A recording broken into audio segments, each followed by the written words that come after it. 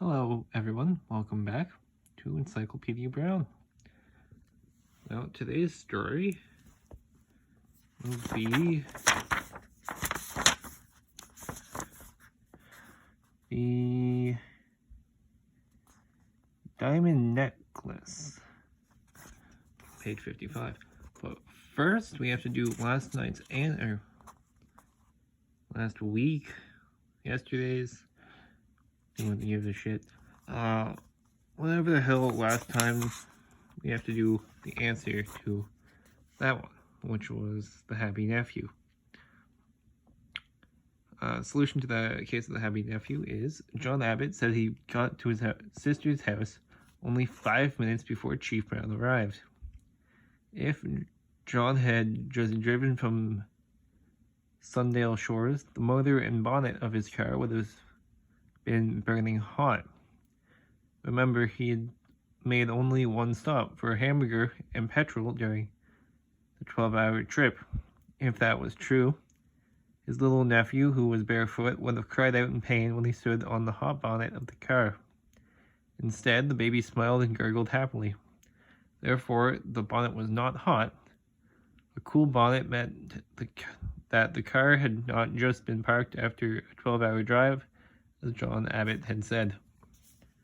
Well, that is yesterday's last video solution. I don't want us to keep saying yesterday. Then we go to page 55 for today's story, which is right there. The case of the diamond necklace. "You've hardly touched your soup," said Mrs. Brown. "Something is wrong." "I'm not hungry," said Chief Brown. He pushed his chair back from the dining table. "It's that Van Tweedle case," said Mrs. Brown. "Stop blaming yourself." "What happened, Dad?" asked Encyclopedia. "I wish I knew," answered his father. "Last night I was at Mrs. Van Tweedle's yearly party for the community chess drive. I was guarding a diamond necklace." He drew a deep breath. "The necklace was stolen right under my nose." "Mrs. Van Tweedle must have been afraid it might be stolen," said Encyclopedia. "Was that why she asked you to guard it?" Chief Brown nodded. "She received an unsigned letter last week. It told her to put $10,000 in cash behind the statue of George Washington in the park. If she refused to do this, her necklace would be stolen." "Wow!" exclaimed Encyclopedia. Is the necklace really worth $10,000? More," said his father. "Want the facts?" Encyclopedia closed his eyes and prepared for some hard thinking. "Go ahead, Dad." "Mrs. Van Tweedle planned to give the necklace away during the party," Chief Brown began. "That is, she was going to sell it to the highest bidder on the stroke of midnight. The money was to go to the local charity. To show off the necklace, Mrs. Van Tweedle's old college roommate, Miss Stark, wore it at the party. At first, I didn't let Miss Stark out of my sight. Around 11 o'clock, Miss Stark said she felt ill. She went upstairs to the guest room. She said she wanted to rest for a while. I went into the room ahead of her. I wanted to make sure no one was in there. Then I had her lock the door. I stood guard in the hall. 10 minutes passed. Suddenly I heard her scream. A few minutes later, 2 shots rang out. I called to Miss Stark. She didn't answer. I broke down the locked door. Miss Stark was lying on the bed in a faint. The necklace was gone from her neck. When she came to, she could tell me little. Everything had happened so quickly. She had heard nothing, and she had fainted before she could even see the thief, she said. The thief must have got in and out by the window. 2 bullets were in the wall above the bed. Miss Stark was lucky that she wasn't killed." Encyclopedia's father finished speaking. A silence fell over the Browns' dining room. Then Encyclopedia asked one question. Was Miss Stark left alone in the room after you broke in?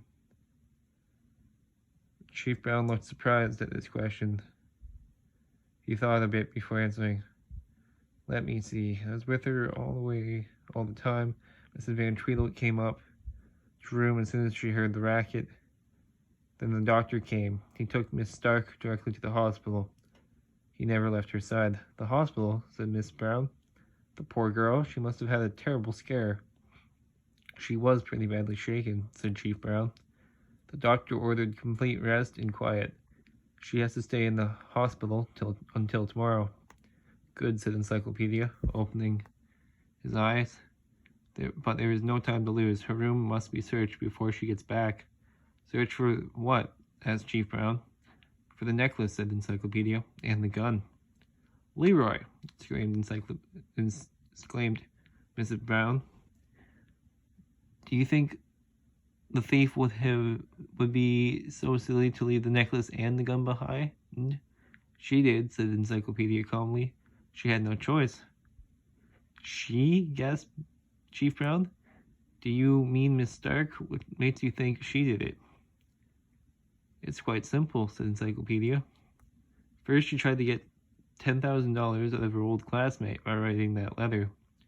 But the letter didn't work, Chief Brown said.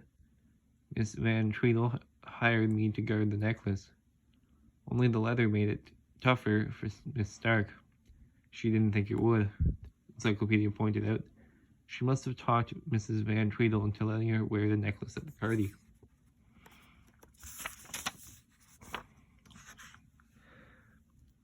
The whole idea sounds pretty weak to me, said Chief Brown.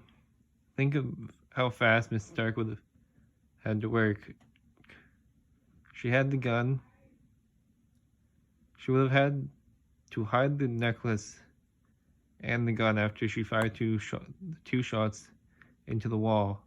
She must have known I'd break down the door the instant I heard the gun go off in the room. She hid the necklace before she fired the shots, said Encyclopedia. Well, if you're right, the gun and the necklace are still in the room, said Chief Brown. I'll get one of my men to search it right away. An hour later, Officer Murphy called back. Mrs. Van Tweedle's guest room had been searched. The necklace and the gun had been found, hidden in a hat box on a closet shelf. The Browns had finished dinner. Encyclopedia was in the kitchen drying dishes for his mother when he heard the news. Miss Stark expects to leave the hospital tomorrow, a rich woman, said Encyclopedia. Drying the dishes. Hear the news.